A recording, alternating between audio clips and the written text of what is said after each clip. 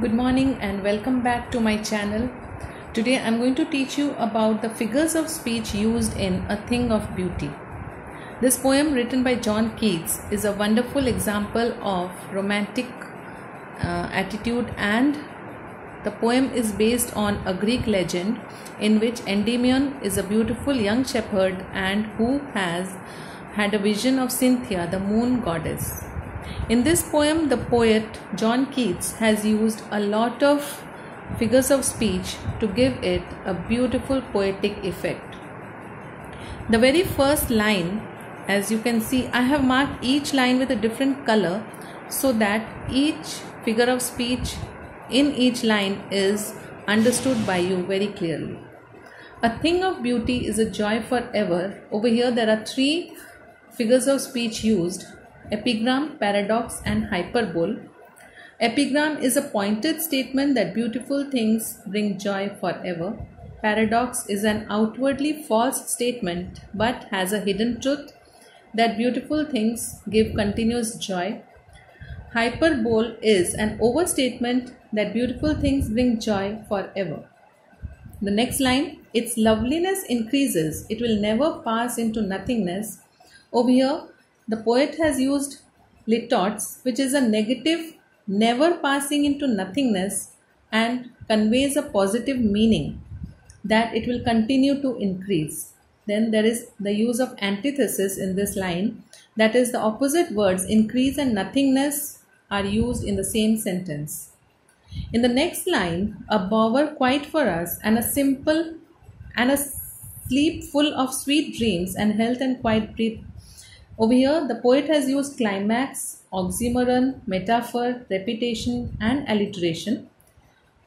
Here, the ascending order of ideas is used: sweet dreams, health and quiet breathing. So it is a climax. There are the use of opposite words, quiet and breathing, to convey a new meaning. Then there is the metaphor, which is a indirect comparison between the feeling of refreshment between a cool, shady place and peace given by a beautiful thing.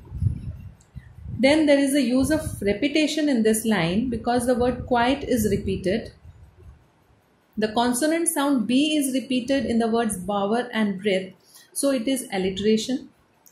In the next line, therefore on every morrow are we wreathing a flowery band to bind us to the earth. Here the poet has used alliteration. The consonant sound of B is repeated in band and bind. Then it is a metaphor also because there is indirect comparison between beautiful things and a flowery band. Then there is a use of anastrophe, which is an inversion in the construction of the sentence.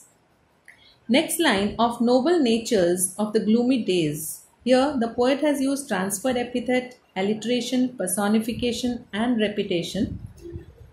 Transferred epithet is the adjective gloomy has been transferred from the people to the days.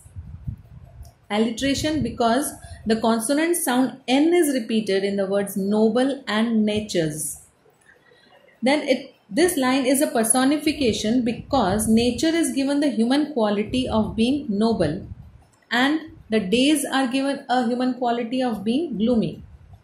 The repetition of the word of is repeated. The next line, of all the unhealthy and over-darkened ways made for our searching. Here the poet has used tautology and transferred epithet again. Tautology means the unnecessary use of words like unhealthy and over-darkened because they are having the same meaning but still they are used unnecessarily. If suppose one word was used, then also it was okay. It is transferred epithet because the adjective unhealthy and over-darkened are transferred from people's lives to ways that they are connected.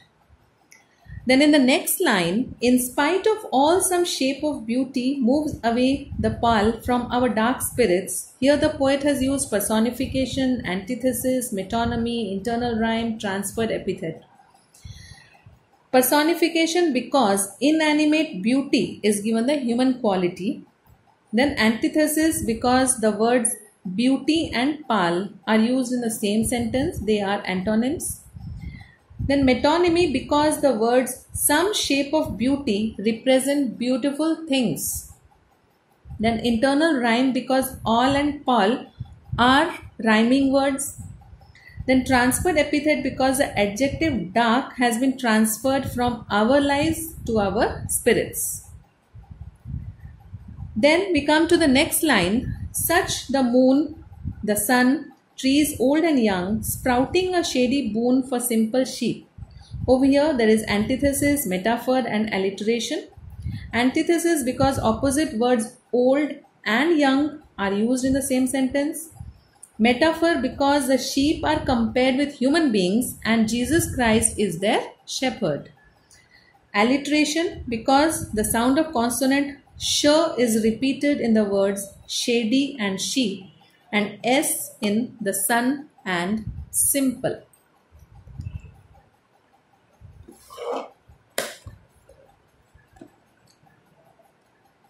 Then we come to the next line, that is, such are daffodils with the green world they live in.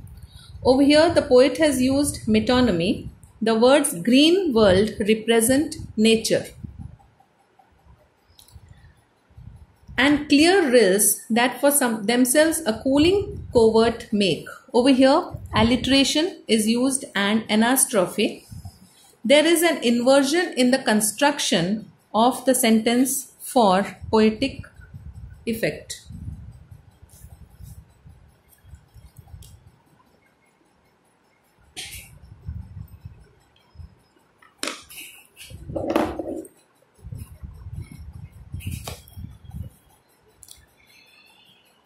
In the next line, gains the hot season, the mid-forest brake, rich with a sprinkling of fair musk rose blooms. Here, the poet has used alliteration.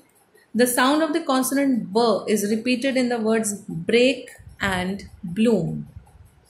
And fir in forest and fair, and myrrh in mid and musk rose. So, whenever there is a repetition of a consonant sound, it is a alliteration. Then in the next line, and such too is the grandeur of the dooms we have imagined for the mighty dead. Here the poet has used irony and paradox. Irony, because the opposite for grandeur of the dooms. Over here the meaning is exactly opposite. It suggests destruction. And in paradox, an outwardly false statement which has hidden truth is used. So it is a paradox, because over here the great people are dead, their glory lives on, means the people who are great, the soldiers, the great heroes of our life, when they die, their good deeds are still alive. In the next line, we have all lovely tales that we have heard or read, an endless fountain of immortal drink. Over here the poet has used antithesis, tautology, metaphor, alliteration, because opposite words heard and read are used in the same sentence for poetic effect. Tautology, because unnecessary use of words endless and immortal in the same sentence is used because they have the same meaning. Metaphor, because there is indirect comparison between lovely stories that we have heard or read.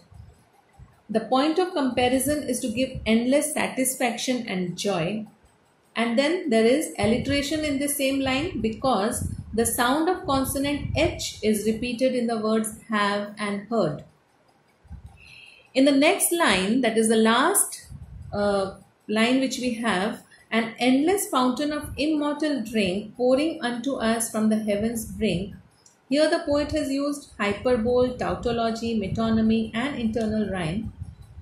Hyperbole is an overstatement that there is an endless fountain of immortal drink which is coming from God's house. So, ऐसा कोई भी drink नहीं है जो भगवान के घर से सीधा हमारे पास अनएंडलेस एक फाउंटेन है और वो कभी खत्म ना हो, वो चलता रहे. So that is why it is a hyperbole. Then tautology, because again endless and immortal, they have the same meaning and they are used together in the same sentence. Metonymy, because the words heaven's brink का मतलब क्या है? God's house. Internal rhyme because drink and brink are used in the same sentence for the poetic effect. So with this, I have finished the figures of speech used in this poem by the poet. I hope this is going to be helpful for you. In your board exams, when you get a question from this poem, to write the figures of speech used in that line, each line is having at least 2 to 3 or even 4 to 5 figures of speech. If you don't remember to write all, at least even if you write 2 or 1, you are going to get your marks. So, best of luck. Keep watching. Thank you.